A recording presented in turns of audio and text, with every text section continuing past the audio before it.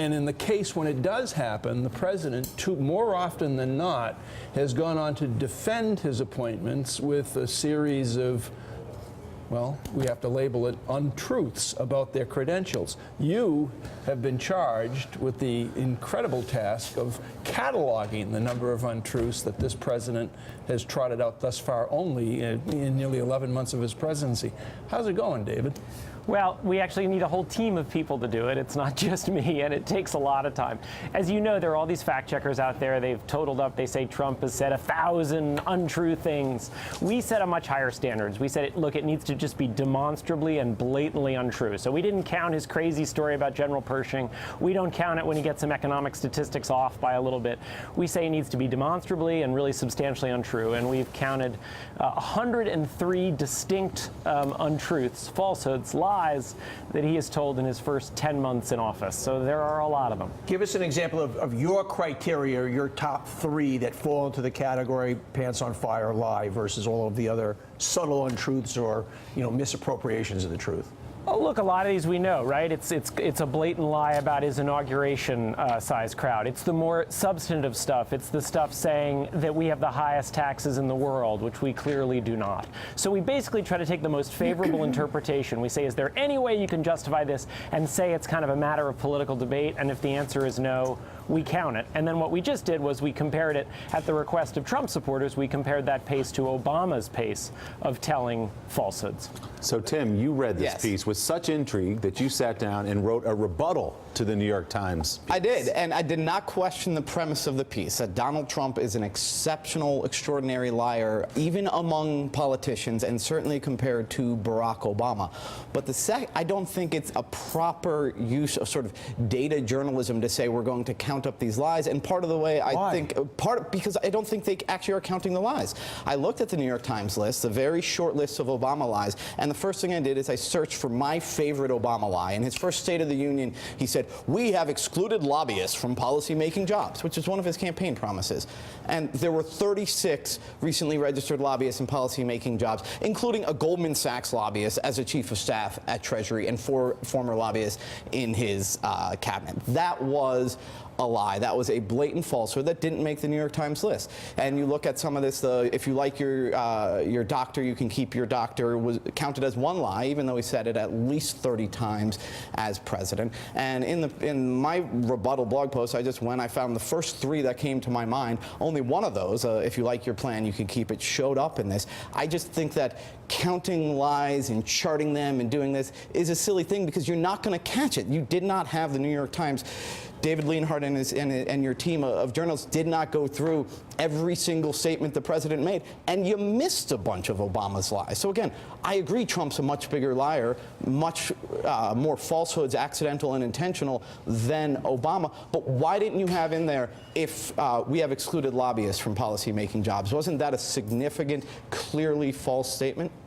You want us to apply a different standard to Obama and Trump, and we applied the same standard, Tim. So that's a great example of the kind of thing we didn't include for Trump. We looked at that. They did exclude a lot of lobbyists from jobs, so we said under the most generous interpretation, we took all those out for Trump, and we said, look, we're not going to give Obama a different standard than Trump. And when you do it, what you end up seeing is that Obama definitely said some untrue things. We know him. The fact that he said if you like your health insurance plan, you can keep it, that was false. Obama said false things about the high school dropout rate. But when you compare the same standard for Obama and Trump rather than doing different standards, you just end up seeing that the two of them are not close at all. I think you don't have a Trump standard. just tells many, many more untruths than Obama does. I agree with that, but I don't think you have a standard for Obama. If when he says, we have excluded lobbyists, that counts as true because there were some lobbyists who didn't get hired. That's the parsing that the Obama White House gave me when I asked them about it 8 years ago, 7 years ago. Oh, and no,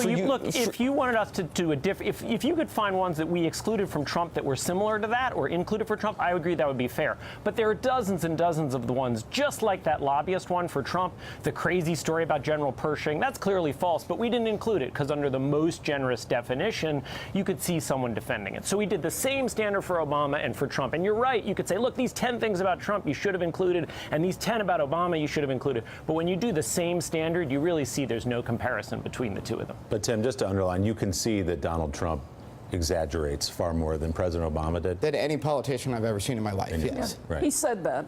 Yeah. It's Right. true. Peggy, what do you think? I'm wondering if there has been, off the top of my head, I can't think, number of Trump lies versus Obama. I bet Trump wins. But has Trump had an equivalent in terms of policy impact and implications of, if you like your doctor, you can keep your doctor. If you like your plan, you can keep your plan. That strikes me as the biggest political lie of the past 10 years or so. What about the tax bill?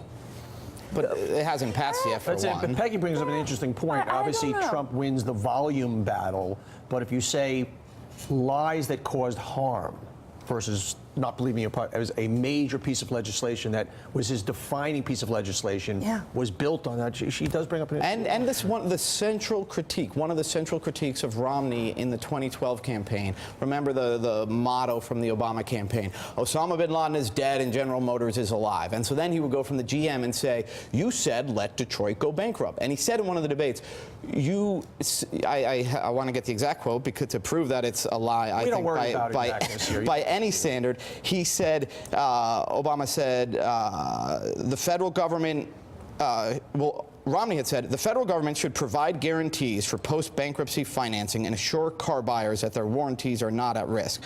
But Obama then said, you were very clear that you would not provide government assistance to the U.S. auto companies, even if they underwent bankruptcy. You put those two statements side by side, it's very clear. Romney said we should have government guarantees. Obama said, you said there won't be any government guarantees. That doesn't show up in the New York Times lie list. That was at the heart of Obama's criticism, along with the fact that if you like your plan, you can keep it, was the single most frequent defense of Obama's central piece of legislation. So I could make the argument that the heart of Obama's campaign was built on standard political lies. David, But Trump is still a much bigger liar. Yes, yes. Look, we can More go back. frequent. Obama told falsehoods. Bush told falsehoods, most famously about Iraq and weapons of mass destruction. Trump tells falsehoods about everything. He lies about the crime rate. He lies about immigration. He lies about where Barack Obama was born. He lies about how taxed we are as a nation. He lies about what his health care bill would do. And so I don't think Trump's lies are just the sort of off-the-cuff funny stuff about what someone said. They very much are about policy, and they're central to his strategy. To me, the main difference is this. When George W. Bush was made aware of something he said that wasn't true, he stopped saying it. When Barack Obama was made aware of something that wasn't true, he stopped saying it. People could argue about it, but blatant untruths, they stopped. What Trump does is he tries to discredit the people who are pointing out his falsehoods, whether those people are FBI agents, CIA agents, federal judges, scientists, you name it. And I think that's really dangerous to our democratic culture. He's also undermining the behavior of truth in general, and that's the big problem. And remember, his administration started with a fight over what? The crowd size. This is his inauguration. David Leonhardt, fascinating list. Thank you very much. Tim Carney, well Thanks for done. having Good me. back and forth. You guys should go out and have brunch or something and keep this fight going. Coming up, President Trump was big on symbolism yesterday, literally cutting a piece of red tape to represent his administration's effort to slash regulations. We'll talk about the most recent rollback affecting people who use the internet. Morning Joe's coming right back.